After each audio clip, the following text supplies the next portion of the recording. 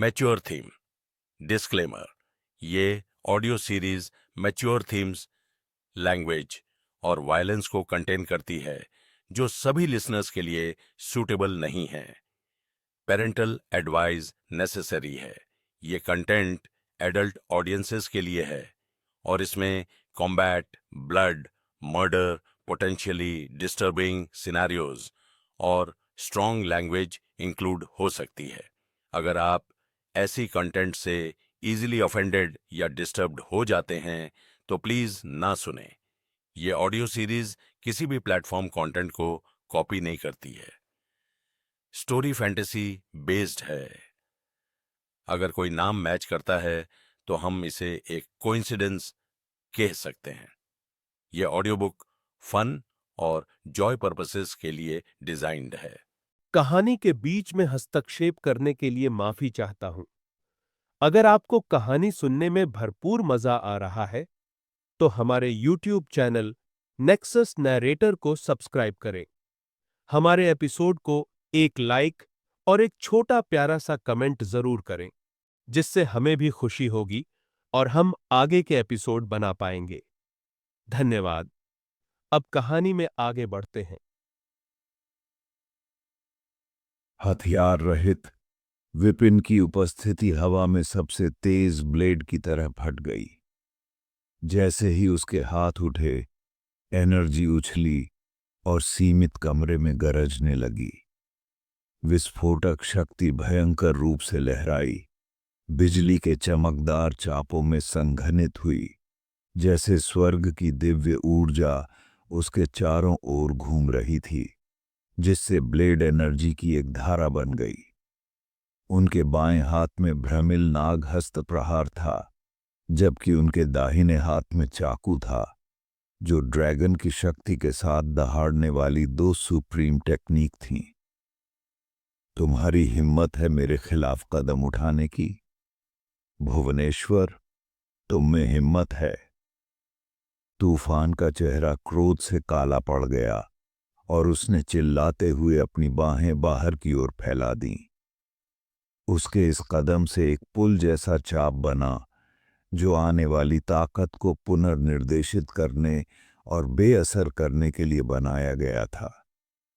शक्ति संतुलन में माहिर तूफान की तकनीकें उसके शरीर के माध्यम से किसी भी हमले को नष्ट कर सकती हैं, इसे हानिरहित रूप से पुनर्निर्देशित कर सकती हैं। अपने प्रतिद्वंद्वी के गुस्से को जानते हुए वह विपिन के हमले की पूरी मार झेलने के लिए तैयार था। लेकिन जैसे ही उनके प्रहार आपस में टकराए, तूफान की अभिव्यक्ति बदल गई, जैसे कि वह किसी पहाड़ के नीचे कुचला गया हो। अपार बल ने उसकी शक्ति संतुलन तकनीक को तुरंत चकनाचूर कर दिया। अच्छा नहीं है। हालांकि उसने विपिन की ताकत का अनुमान लगाया था, लेकिन उसे उम्मीद नहीं थी कि यह इस स्तर तक पहुंच जाएगी। यह जानते हुए कि वह टिक नहीं सकता, तूफान ने जल्दी से आने वाली एनर्जी को नीचे की ओर मोड़ दिया। Crack, crack. उनके पैरों के जमीन में आधा फीट से ज्यादा धंसने से उनके नीचे का पत्थर का फर्श टूट गया। फिर भी जबरदस्त एनर्जी उसे और भी गहराई तक धकेलती रही, जैसे कोई कील लगातार ठोंकी जा रही हो। उसकी पुतलियां सिकुड़ गईं। इस आदमी की ताकत बहुत बड़ी थी। उसने विपिन के कारनामों के बारे में सुना था।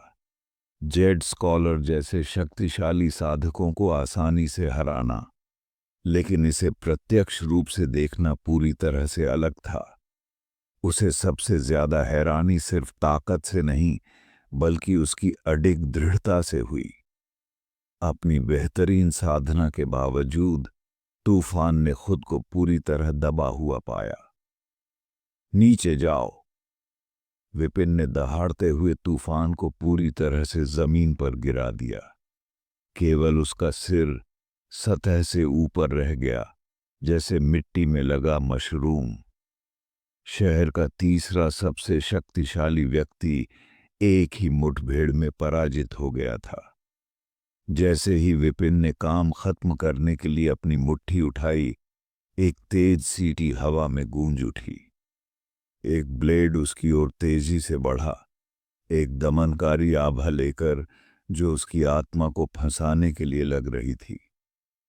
अपना वार छोड़ने के लिए मजबूर होकर विपिन ने सुभनाश को हमला करते हुए देखा, अपने चाकू को चलाते हुए। ब्लेड की धार से एक चमकदार रोशनी निकलती थी, जिसकी एनर्जी विपिन के माथे पर एक बिंदु पर केंद्रित होती थी। यह प्रहार ब्रोकिल के नाम से जाना जाता था, जो अघोर चाकू सेक्ट की सबसे घातक तकनीकों में से एक थी। यदि उस पर प्रहार किया जाता तो विपिन की सारी एनर्जी तुरंत समाप्त हो जाती, मानो गुब्बारे में छेद हो गया हो। चाल की गति और घातकता के बावजूद विपिन तेजी से आगे बढ़ा। ब्लेड को किनारे करते हुए उसने झपट्टा मारा। मोडाओ अचानक उसके हाथ में आ गया और उसने सुभनाश पर वार किया। यह आक्रमण शक्ति का प्रचंड प्रवाह था, कोई आकर्षक तकनीक नहीं, केवल स्टार रिवर लेवल की सीमाओं को परखने के लिए कच्ची ताकत। तो तुम्हें सफलता मिल गई है। सुभनाश की अभिव्यक्ति गंभीर हो गई, क्योंकि उसने विपिन के हमले को विफल कर दिया। लेकिन क्या तुम्हें लगता है कि इतनी शक्ति मुझे हराने के लिए पर्याप्त है? सपने देखो। इससे पहले कि वह अपनी बात खत्म कर पाता, विपिन ने चाकू को एक तरफ फेंक दिया और आगे बढ़कर सुभनाश के सबसे कमजोर क्षेत्र की ओर एक किक मारी। अपरंपरागत और अप्रत्याशित कोण ने सुभनाश को चौंका दिया। हालांकि उसने ज्यादातर बल को चकमा दिया, फिर भी वार अपने लक्ष्य को छू गया, जिससे उसके शरीर में भयंकर दर्द होने लगा। आ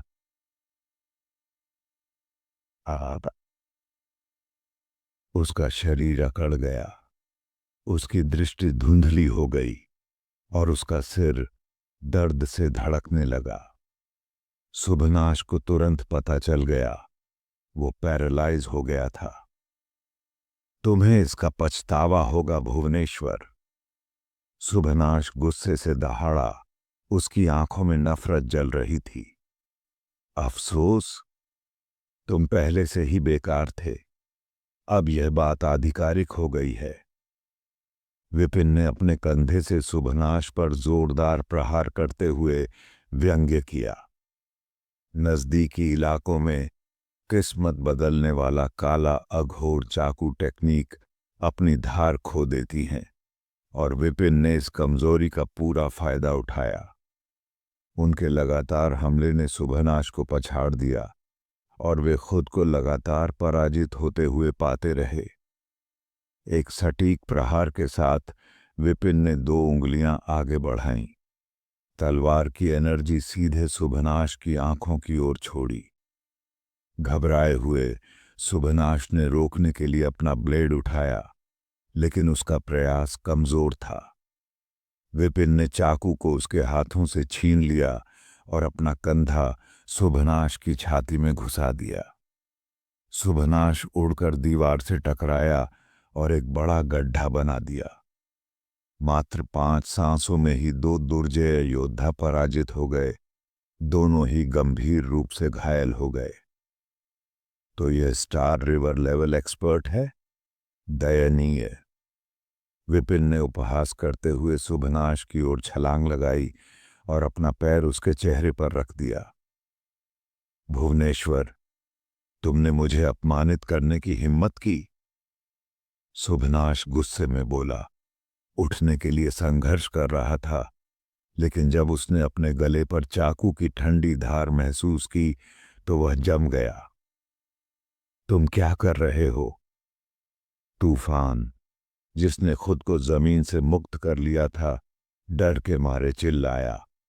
उसने मुझे मारने की कोशिश की, इसलिए मैं उसे मार दूंगा, ठीक है ना?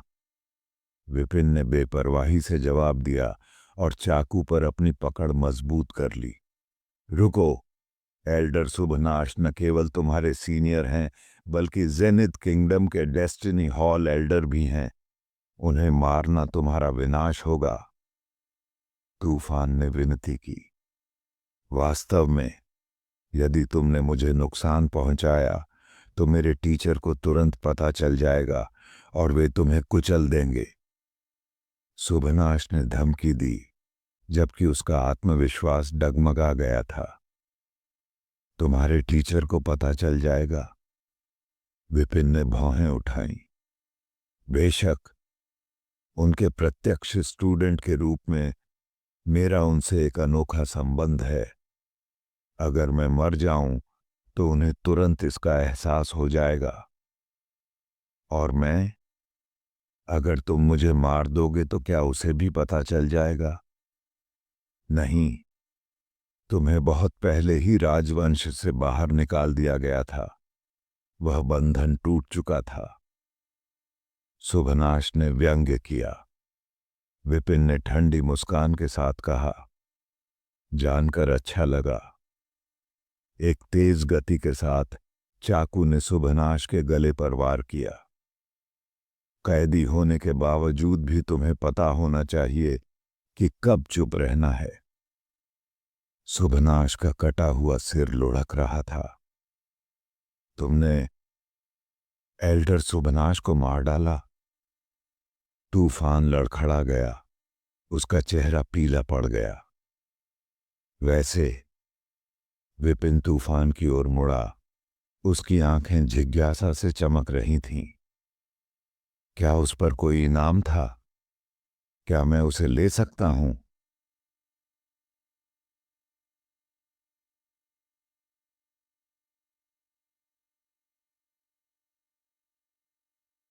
तूफान एकदम अवाक सा खड़ा रहा। कहानी के बीच में हस्तक्षेप करने के लिए माफी चाहता हूं। अगर आपको कहानी सुनने में भरपूर मजा आ रहा है तो हमारे YouTube चैनल नेक्सस नैरेटर को सब्सक्राइब करें। हमारे एपिसोड को एक लाइक और एक छोटा प्यारा सा कमेंट जरूर करें, जिससे हमें भी खुशी होगी और हम आगे के एपिसोड बना पाएंगे। धन्यवाद।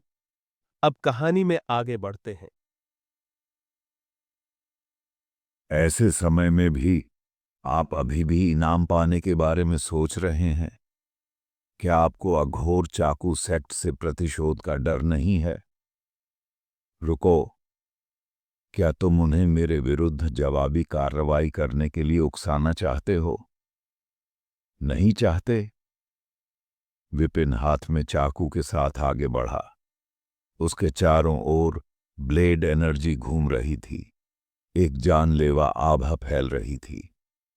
तूफान की पलकें फड़क उठीं। इस आदमी में सुभनाश को मारने की हिम्मत थी। तूफान को यकीन था कि अगर उसने एक भी अनावश्यक शब्द बोला तो उसे भी मार दिया जाएगा। माया सिटी में डेस्टिनी हॉल के हॉल मास्टर के रूप में उसे कभी भी ऐसी धमकियां कब मिली थीं? यह पूरी तरह से असहनीय था। लेकिन मना करने पर उसे सचमुच मार दिया जा सकता था। हालांकि उसका चेहरा काला पड़ गया था, लेकिन तूफान ने आखिरकार एक मजबूर मुस्कान के साथ सिर हिला दिया। बेशक, मैं तैयार हूं। वाइस हॉल मास्टर जो भी कहता है वही होता है। बस, मेरे पास जेनिथ किंगडम से हंटर की सूची नहीं है, इसलिए मैं पुष्टि नहीं कर सकता कि वह उस पर है या नहीं, या उसका इनाम निर्धारित नहीं कर सकता। ये आसान है। यदि आपके पास नहीं है तो उसके पास है। विपिन लापरवाही से सुभनाश की लाश के पास गया और उसमें खोजबीन की। जल्द ही एक सूची निकाली जो बिल्कुल वैसी ही थी जैसी उसने काले बाजार से खरीदी थी। इसे खोलते हुए उसने घनीभूत नामों को देखा। पहला खंड star river level hit list था, जिसमें 10 नाम सूचीबद्ध थे। थोड़ी देर की खोज के बाद विपिन ने पाया कि शुभनाश 400वें स्थान से ऊपर कहीं था और उसके पास केवल 3 मिलियन सोर्स सिक्के थे। इतना नीचे? विपिन हैरान रह गया। यहां तक कि तूफान के पास भी 220 मिलियन सोर्स कॉइन का इनाम था। शुभनाश की स्टार रिवर लेवल एक्सपर्ट के रूप में स्थिति को देखते हुए विपिन ने कम से कम 10 बिलियन की उम्मीद की थी। 3 मिलियन बेहद सस्ते लगे। हिट लिस्ट में इनाम प्रत्येक शहर में व्यक्ति की वास्तविक रैंकिंग के आधार पर निर्धारित किए जाते हैं। रैंक जितनी अधिक होगी, मूल्य उतना ही अधिक होगा। रैंक जितनी कम होगी, इनाम उतना ही कम होगा। यह लोगों को लाभ के लिए बेतहाशा हत्या करने से रोकने के लिए है। विपिन की उलझन को देखते हुए तूफान ने जल्दी से समझाया, यह समझ में नहीं आता। अगर ऐसा है तो क्या किसी व्यक्ति के इनाम में बहुत ज्यादा अंतर नहीं होगा? उदाहरण के लिए, अगर आप जेनिथ किंगडम में गए तो आपकी कीमत 3 मिलियन भी नहीं होगी, है ना? विपिन ने पूछा। अगर मैं जेनिथ किंगडम में चला गया तो मैं कुछ भी नहीं रह जाऊंगा, इसलिए निश्चित रूप से मैं ज्यादा मूल्यवान नहीं रहूंगा, तूफान ने उत्तर दिया। तो फिर अगर जॉय राजवंश का कोई व्यक्ति तुम्हें मार दे तो क्या वे 220 मिलियन ओरिजिन सिक्कों का इनाम ले सकते हैं? विपिन ने आगे पूछा। तूफान ने अपना सिर हिलाया। बिल्कुल नहीं। मेरा इनाम तभी वैध है जब मुझे माया सिटी में यहां से कोई मार डाले। तलवार चाकू सेक्ट के पास शोषण को रोकने के लिए एक विशेष गणना प्रणाली है। अगर कोई इस प्रणाली को धोखा देने की कोशिश करता है तो वे उसे खत्म करने के लिए किसी को भेजने में संकोच नहीं करेंगे। विपिन ने सिर हिलाया। ठीक है, 3 मिलियन ही है। तूफान का चेहरा तमतमा उठा। उसकी आवाज कांपने लगी। अगर मैं इनाम का दावा करता हूं तो तुम शुभनाश का बदला लेने के लिए मुझे नहीं मारोगे, है ना? इस आदमी ने पहले भी कुछ ऐसा ही किया था। दिग्विजय को मार डाला, फिर सिल्वर स्टोन को इनाम लेने दिया और फिर बाद में सिल्वर स्टोन को मार डाला। बाहरी लोगों को ऐसा लग रहा था कि विपिन मृतकों का बदला ले रहा था। अब ऐसी ही स्थिति में जब तक तूफान ने शुभनाश की हत्या की बात स्वीकार कर ली, तब तक विपिन कनिष्ठ भाई के रूप में निश्चित रूप से कार्रवाई करेगा। न केवल तूफान को दोषी करार दिया जाएगा, बल्कि विपिन को अपने वरिष्ठ भाई का बदला लेने वाले धर्मी स्टूडेंट के रूप में भी देखा जाएगा। क्या तुम्हें लगता है कि तुम्हारे पास कोई और विकल्प है? विपिन ने उसे ठंडे भाव से देखा। तूफान चुप हो गया। वास्तव में उसके पास कोई और विकल्प नहीं था। या तो वह सहमत हो जाए या तुरंत मर जाए। यही 2 रास्ते बचे थे। ठीक है, मैं ये करूंगा। हंटर की सूची लेते हुए तूफान ने शुभनाश का सार रक्त निकाला और दावा दर्ज करने के लिए तैयार हो गया। हालांकि जैसे ही उसकी उंगली सूची को छूने वाली थी, उसने खून को विपिन की ओर फेंक दिया। खून की बूंद हवा में फट गई, जिससे अपार शक्ति निकली। उसी समय एक डरावनी नजर के साथ तूफान उछला। उसकी हथेली में एक खंजर दिखाई दिया और उसने सीधे विपिन की छाती पर निशाना साधा। नतीजा चाहे जो भी हो, उसकी मौत निश्चित थी। एक हताश जवाबी हमला ही उसके बचने का एकमात्र रास्ता था। इससे पहले कि खंजर या फटता हुआ खून विपिन तक पहुंच पाता, एक चमकदार तलवार की एनर्जी चमक उठी। तूफान ने कभी इतनी सुंदर तलवारबाजी नहीं देखी थी। यह एक उरोरा या उतरते इंद्रधनुष की तरह था जो उसकी आत्मा को झकझोर रहा था। फिर अंधेरा, उसकी चेतना लुप्त हो गई। धप, तूफान का बेजान शरीर ढह गया। मृत्यु में भी वह समझ नहीं पाया कि विपिन, जो अपनी अघोर चाकू टेक्निक के लिए जाना जाता है, इतनी असाधारण तलवारबाजी कैसे कर सकता है, यहां तक कि उसकी ब्लेड कौशल को भी मात दे सकता है। मैं तुम्हें मारने की योजना नहीं बना रहा था। विपिन ने अपना सिर हिलाया। वह कुछ समय तक चुप रहना चाहता था, लेकिन परिस्थिति ने उसे मजबूर कर दिया था। अगर उसने कुछ नहीं किया होता तो तूफान उसे मार देता। अब जब बात यहीं तक आ गई है तो इस पर सोचने का कोई मतलब नहीं था। विपिन ने दोनों लाशों को छान मारा और 20 million source notes, 2 destiny disc और अमृत की 3 छोटी बोतलें निकालीं। नई दुनिया में सब कुछ संभालते हुए वह तूफान की लाश को देखकर हल्के से मुस्कुराया। तुम्हें लगता है कि अगर तुमने मना कर दिया तो मेरे पास कोई और रास्ता नहीं होगा? लाश पर अपना हाथ रखकर विपिन ने चेतना जगाने वाली टेक्निक को सक्रिय किया। कुछ क्षण बाद तूफान की लाश खींची और सीधी बैठ गई। मास्टर, पुनर्जीवित तूफान ने मुस्कुराहट के साथ अभिवादन किया। चेतना जगाने वाली टेक्निक का उपयोग करते हुए विपिन ने तूफान की लाश को एनिमेटेड किया। हालांकि इसकी क्षमताएं सीमित थीं, लेकिन यह अस्थायी रूप से उसके रूप में गुजर सकता था। ठीक है, कहो कि तुमने शुभनाश को मार दिया और इनाम पाओ, विपिन ने निर्देश दिया। हाँ, तूफान ने सिर हिलाया, हिट लिस्ट ली और उसे कुछ देर के लिए संचालित किया। जल्द ही 3 मिलियन सोर्स कॉइन का इनाम स्थानांतरित कर दिया गया। हालांकि यह कोई बड़ी बात नहीं थी, लेकिन इस लेन देन से एक स्पष्ट संदेश गया। शुभनाश की मौत का विपिन से कोई लेना देना नहीं था। यंग मास्टर, तलवार चाकू सेक्ट के नेता अधिराज आपसे मिलने आए हैं, मोहन ने प्रवेश करते हुए बताया। उसे? अब क्यों? विपिन ने भौहें सिकोड़ते हुए शुभनाश की सिरविहीन लाश पर नजर डाली।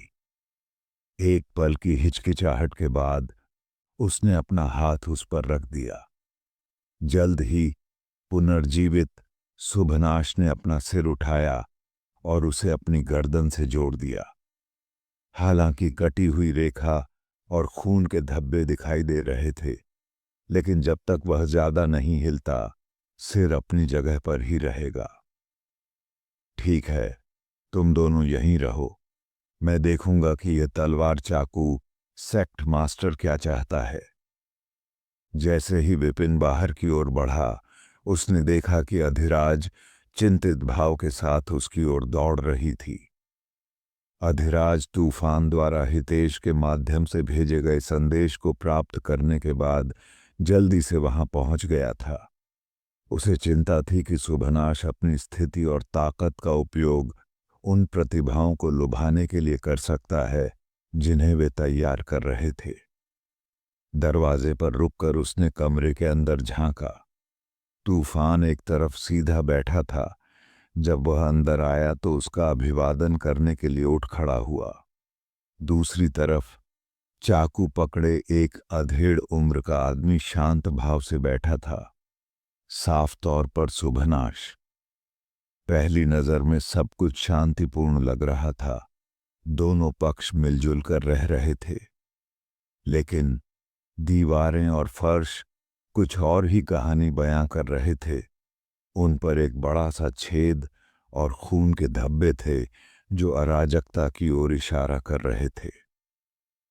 क्या वे पहले ही लड़ चुके होंगे? अधिराज का दिल बैठ गया। इसकी अनुमति नहीं दी जा सकती थी। अगर सुभनाश ने उस पर दबाव डाला होता तो स्थिति उसके नियंत्रण से बाहर हो सकती थी।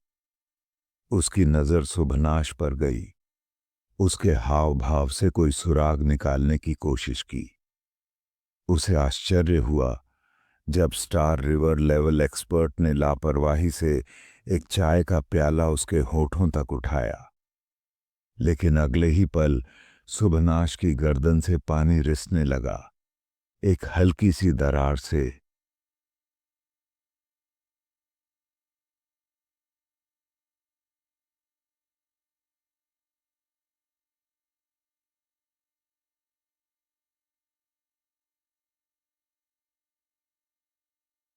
अधिराज असमंजस में फंस गई। इस बीच जेनिथ किंगडम के अघोर चाकू सेक्ट में संप्रदाय के गुरु द्वारिका अपने कक्ष में पैर मोड़कर बैठे थे, साधना में लीन थे। अचानक उनका ध्यान भंग हुआ और उन्होंने खांसी के साथ मुंह से खून निकाला। कैसे? उसकी पुतलियां सिकुड़ गईं। उसका शरीर अनियंत्रित रूप से कांपने लगा। यह एक बैकलैश था जो एक डायरेक्ट स्टूडेंट की मृत्यु से जुड़ा था। सुभनाश मर गया है? उसकी मुट्ठी अनायास ही कस गई। समय को देखते हुए सुभनाश शायद माया सिटी में ही पहुंचा होगा। फिर भी वह पहले ही मारा जा चुका था। मेरे स्टूडेंट को मारने की हिम्मत कौन करेगा? द्वारिका अपने पैरों पर खड़े होकर कमरे से बाहर निकल गया। तुरंत जांच करो। मैं जानना चाहता हूं कि सुभनाश के साथ क्या हुआ। कुछ ही देर बाद एक स्टूडेंट घबराया हुआ भागा। सेक्ट मास्टर, हमें जेनिथ किंगडम के तलवार चाकू सेक्ट से संदेश मिला है। सुभनाश को माया सिटी के डेस्टिनी हॉल के हॉल मास्टर तूफान ने मार डाला है। तूफान ने पहले ही इनाम का दावा कर लिया है। तूफान? एक छोटे से शहर का एक हॉल मास्टर मेरे स्टूडेंट को मारने की हिम्मत कैसे कर सकता है? यह दुस्साहस। द्वारिका का चेहरा काला पड़ गया। डेस्टिनी हॉल सिस्टम के भीतर मो दाओ वंश के संस्थापक के रूप में द्वारिकाए ने जेनिथ किंगडम के डेस्टिनी हॉल के वाइस हॉल मास्टर के रूप में एक प्रमुख स्थान प्राप्त किया। उनका अधिकार लगभग बेजोड़ था। एक शाखा हॉल से एक बुजुर्ग को मारना मामूली बात थी। माया सिटी के किसी व्यक्ति की तो बात ही छोड़िए। ऐसे निम्न स्तर के हॉल मास्टर द्वारा अपने स्टूडेंट की हत्या करना और बेशर्मी से इनाम की मांग करना घोर उकसावे की बात थी। वेनम, द्वारिका ने पुकारा। एक दुबला पतला आदमी आगे बढ़ा और आदरपूर्वक झुककर बोला, सेक्ट मास्टर,